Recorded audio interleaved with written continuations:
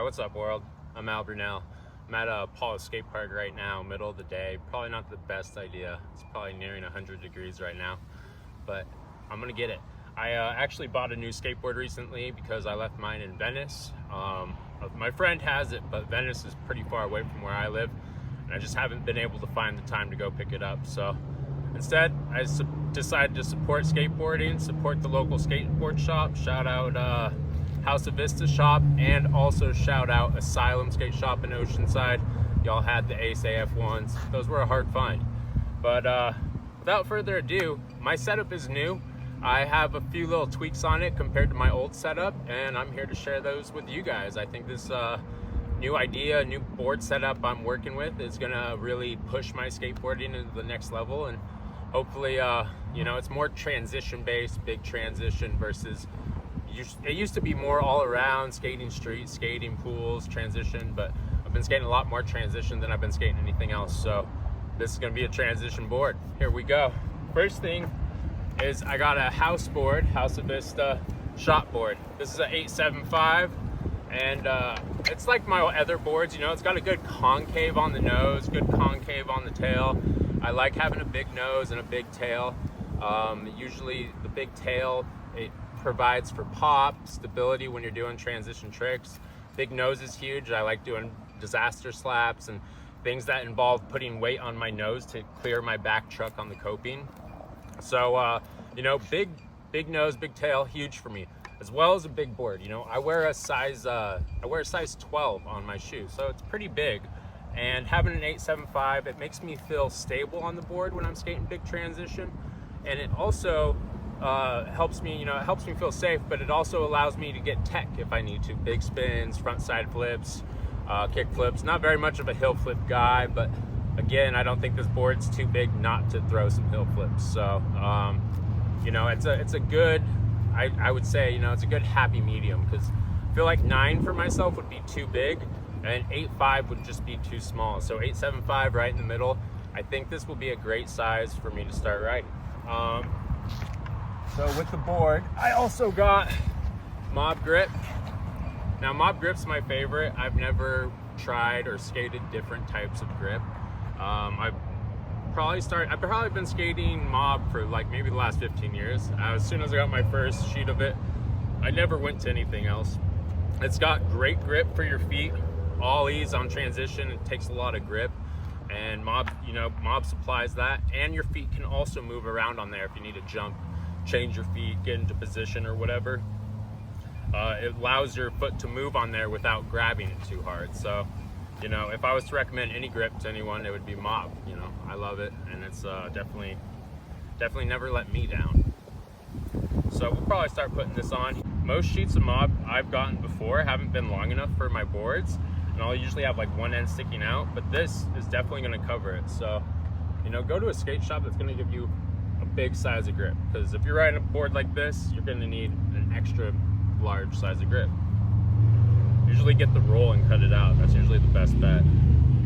I see a lot of shops, they just buy the individual cutouts already, and that's kind of I don't know, it's kind of hard to do it that way. I feel like if you're doing the rolls, you know, you can kind of cut out whatever size is the board. You know, if it's a small person, you can just cut out a small amount. If it's a big person, you cut out a bigger amount. You know, I feel like you're going to be conserving more grip. Wow, we're still going. The wind just knocked over my phone. That's crazy. All right. Oh yeah.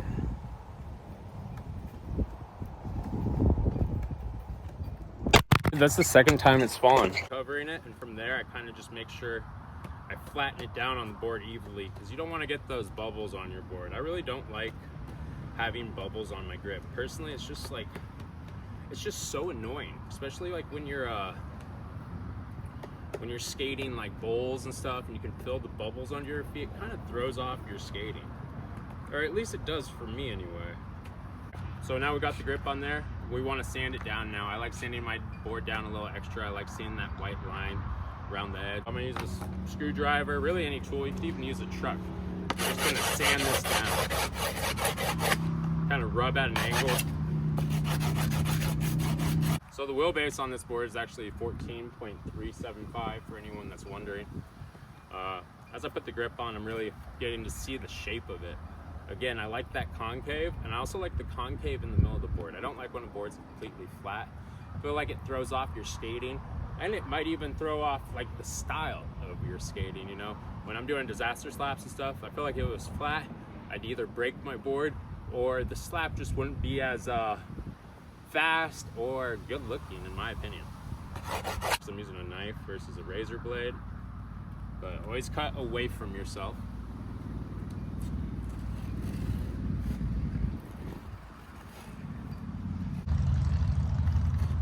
Sanding it down is crucial to helping the grip stick to the board. It also creates like that nice little white line on there, and I love seeing that white line just on the edge of my board. It makes me feel fresh, and if you feel good, you feel stylish, you're probably gonna skate better. It seems to always work that way. Board looking good, top, back, you know, front, back. The nose is always gonna be the front side, and the shorter side is always gonna be the tail. It's weird because when I started, I always thought it would be the bigger side being the tail because that's where the ollies performed, and then, you know, the shorter side being the nose. But it makes sense because, you know, we roll our front foot a lot, or to catch airs, or just to do a lot of tricks in skating. We got to roll our front foot in order to bring up that back end. So if our tail was too short, when we'd roll our front foot, we'd probably go over the top and wouldn't get anywhere. So having that bigger nose is crucial. All right, now we got independent hardware. Ace trucks. I know I'm going to opposing companies right now, but what are you gonna do? That's the niceness of not being sponsored. You don't have to decide on one company. You know, you can try different things. Kind of sponsor myself in a sense.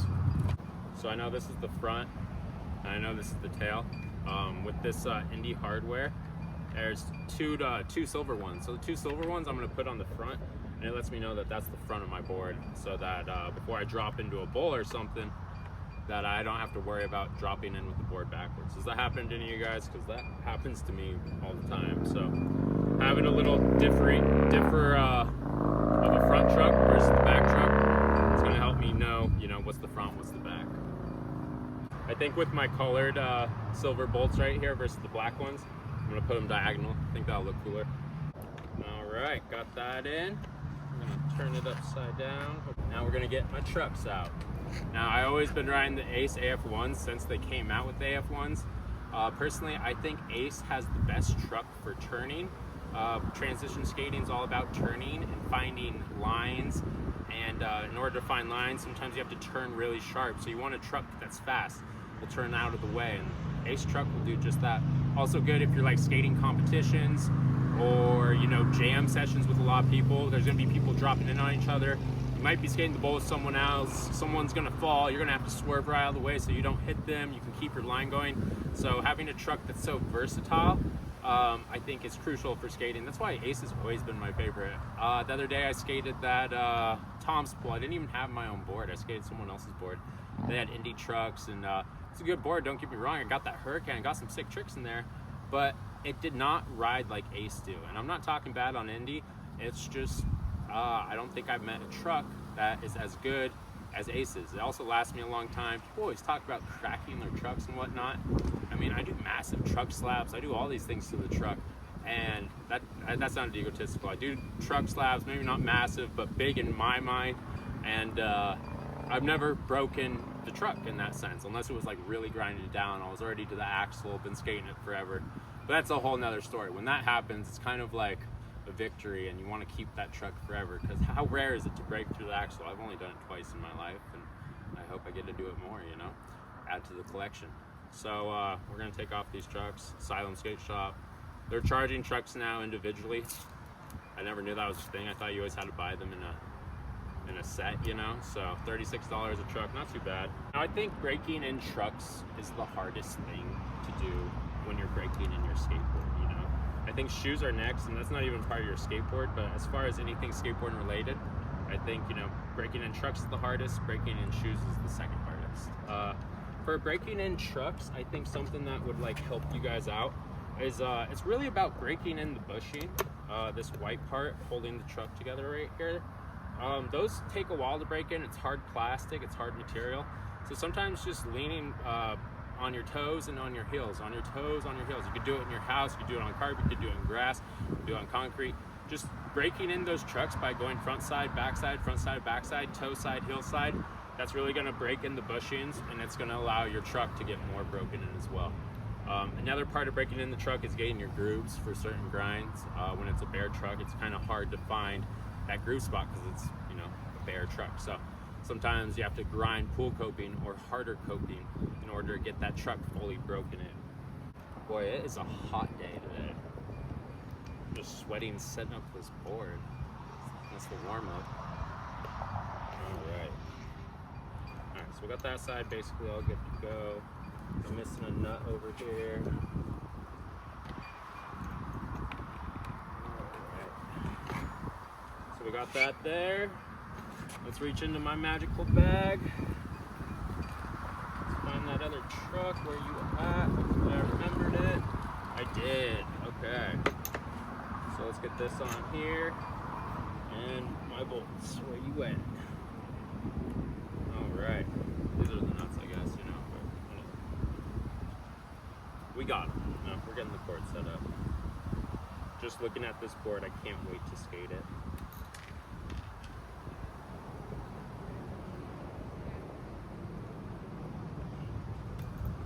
Being a little booger. Catch the thread.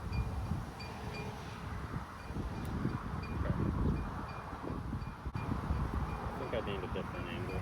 It's all about angles. Transition skating, setting up your board, filming skateboard tricks. A lot of angles are involved in skateboarding. I haven't had a new complete, I think, since the last complete I set up on here. I'll try to find the link for you guys, but it's been over 2 years. It's crazy how long some of these products last. Like my ice trucks, they'll last me forever. Boards, you know, it's really a hit or miss with boards. It's either good wood, bad wood, or just that board in general was just bad. It was the bad of the bunch. I got none other than my favorite wheels, Spitfire wheels. These are the Formula 4s. And my last Spitfire wheel video that I did, I had the hard ones, the red ones with a 101 durometer. These are a 99 durometer. They're a little bit softer. My only complaint about those harder ones is I was almost sliding more than I'd like to, or sliding too much. Sometimes the slides were uncontrollable. Bombing a hill, trying to do a power slide to get my speed, and I would slide out. So just getting these ones that are a little softer, I think will make it better for transition skating. Having a softer wheel, you'll be able to skate faster on different surfaces. I don't have to worry about sliding out too much. I do a lot of revert tricks, backside and front side, and I want to be able to control the slide so I can land the trick and keep my line going in the bowl. So my first Spitfire video I ever did on my channel was with these wheels. I'll hit a link right here. But these things are the best. I love them. And yeah, you get a flat spot, you can ride it out, but it's even hard alone just to get a flat spot on these. You almost have to try to get a flat spot on these. And if you do get a flat spot, you just keep sliding around and you'll ride the flat spot out. That's the beauty of it, you know, you can just keep going with these things. These things will last you years, well maybe like a year, 2 years. Depends how much you skate, you know, but it'll last me a year and a half. I love it. All right, so, oh, another thing about my trucks that I didn't get to mention before is that I got a truck that is exactly symmetrical with my board. My old setup was an 875 board, but I had 85 trucks on there. I believe those are called the 55s in you know, the Ace sizing world. But these are the 60s, so these fit an 875 and above. I think it's the biggest truck that Ace makes. And it is cool just because it is going to be symmetrical with my board. I don't have a truck that's smaller than my actual board. And that's something I'll be getting used to. I'll have more room to catch the truck. Everything will be symmetrical. I used to, yeah, I don't know. Everyone used to make fun of me for riding an 8.5 truck, you know, on top of an 8.75 board because they hung in a little bit. And you'd have to be more precise in a sense if you want to get the truck. But by doing this new setup, it's really going to change up my game. It's probably going to make things a little heavier because it is a bigger truck. But I think that this is going to work out better for me. I think having some symmetry, you know, within my board and within my skating is going to bring a different type of skating for myself, new tricks, and just maybe even a whole new style. All right, so what's next? What else we got here? Bearings. So I've always done Bronson bearings. I've always repped Bronson bearings. I think that they're the best bearing for skateboarding. I always have done the raw Bronson bearings, and that means there's no shield cover on top of the bearings. You see the balls of the bearings. I felt like with those, like dust would get kicked in, and in time dust would get kicked out. Like I never had issues. My board's gone through water, you know, backyard pool water that's collected over time with who knows what floating in there. So like those bearings have always been good. So I couldn't find the raw bearings anywhere, and I didn't want to wait to buy them online and wait a couple days for them to be shipped or whatever. I want to be skating now, you know. I've already had like maybe 10 days off of no skating. So yeah, I got these Bronson bearings. These are the Mason G3 Bronsons, and everyone, I mean, you guys like Mason Silva. I love Mason Silva. His skating is insane, and if I could skate like, you know, any pro, it would probably be Mason Silva. Doesn't skate too much transition, but the way he skates street is the way I want to skate transition. Just all forward to the floor all the time. He lands his tricks faster than he does going into them. He is an absolute beast and a pleasure to watch on a skateboard, let's be honest. So having his bearings, maybe I'll somehow get his powers from, you know, riding his bearings. Maybe I'll be flying too. So let's get these let's get these wheels and bearings on. Let's tighten everything down, and then let's start getting some rips.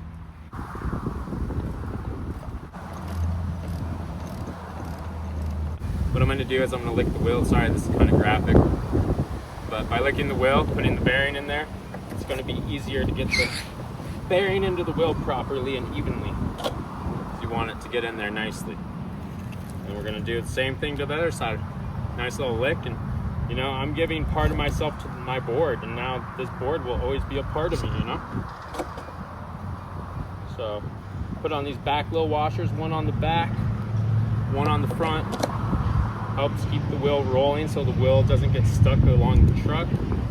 Then we put the nut back over the top. We don't want that thing to be too tight, or I don't anyway. Sometimes I like hearing a little bit of movement in there, because then I know like my wheel will spin. The cool thing about Ace trucks too is that if anything ever gets like rubbed down and it loses its thread, like on the truck, so you can't spin the nut back on to lock the wheel in place, they have these little built-in threaders, and you put that on the piece of the tool, put the tool on top, and then you just start turning it, and it'll create a thread in there again so that you can lock, you know, your bolt onto your wheel. Sometimes that stuff gets rubbed off when you're doing maybe primo slides or flip tricks and it slides on the ground, so that will like ruin the thread or smooth it out. But you get this rethreading tool, throw it on there, creates the thread, and you got your wheel back in place and keep skating. Shout out Ace. Brilliant. I saved these in my little zipper pockets and then I lose them in the wash, but whatever.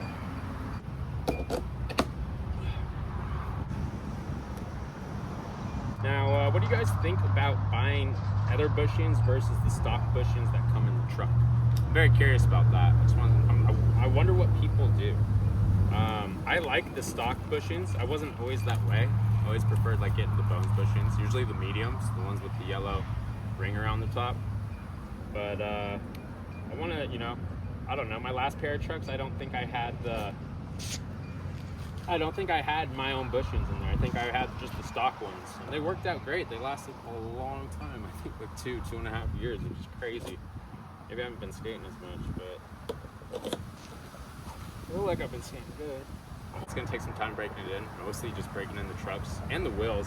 I feel like new wheels take some time to break in. Not too much time, you know, sliding around and getting that brand new feel kind of off of it's nice. And I love skateboarding. I love getting new skateboard product. I love sharing, you know, my reason why I get these things. It's all, you know, it's all just, you take it in. I love watching other people's skateboard setups, understand why they ride what they ride, you know. Different skateboard setups provide for different types of skating, and different skateboard setups for different individuals even will provide for like different types of skating. Like me, and for instance, I'm riding a bigger truck now, and I think it will throw off some of my tricks, but it'll also add an array of different tricks, you know, different tricks I can add to my bag. Let's get this last bearing on. So once you get your board all set up, it's all ready to go. I think the first thing you should do is fill the trucks and make sure the trucks are as loose as you want them to be, or as tight as you want them to be, just so you can roll around. I mean, as you break in your bushings, your trucks are gonna get looser. And the heavier you are, the more you lean, the truck's gonna be looser. The lighter you are, it's going to be tighter, you know, because you don't have as much weight pushing on the bushings or the truck. So I'm a tall guy. I'm like 215 pounds now, which is crazy. And yeah, I'm pretty heavy. So when I lean, that truck really goes down. Kind of want to watch out for getting like wheel bite. That's when like the wheel here touches the wood of the board, and it's gonna stop, and then you usually fall and eat it. So you don't want to get too loose that you're hitting it that way. Some people are that loose, but they have that insane board control. Like Robbie Russo, his truck just be flopping all over the place, but he has that insane board filler. Day one song, he only rides one bushing, which is crazy. Just looking at these, I can tell you this back truck's looking okay. Front one's looking a little tight, so I'm gonna loosen it. For me personally, I like to see my bolt be flush with the nut itself. So I don't want it sticking out, because if it's sticking out, then I know it's too tight. And also if it's sticking out too much, then your kingpin is gonna catch on certain tricks, like Smith grinds, front side Smith grinds, backside Smith grinds, wheelies. Any truck where you're gonna kind of hang it, feebles even, it's gonna catch that kingpin, and it's gonna stop you from doing your grind as far as you'd like, or even at all. But look at this, guys. This is the board. Here we go, ready to rip. Again, I like to mix match my wheels right here. Truck is gonna be even. Now when I look down the side, I can see my wheel and the bolt of the truck, which is gonna be different for me. It's always been a little smaller. What else? I mean, it's looking great. My grip job could always be better.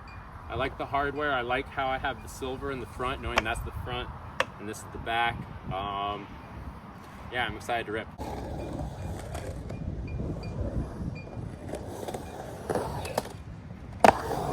All right, y'all, that's gonna be a wrap on my video on my new skateboard setup.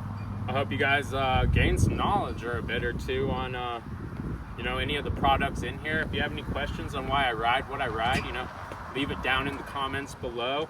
Any suggestions even, also leave that in the comments, you know. Any more info I can get in skateboarding, anything that might help me progress, get better, stay safer, protect myself from getting hurt, any of that, you know, leave it down in the comments. I love hearing all that stuff. But again, thanks for watching, guys. Hit that like button, hit that subscribe button. I'll see you guys on the next one.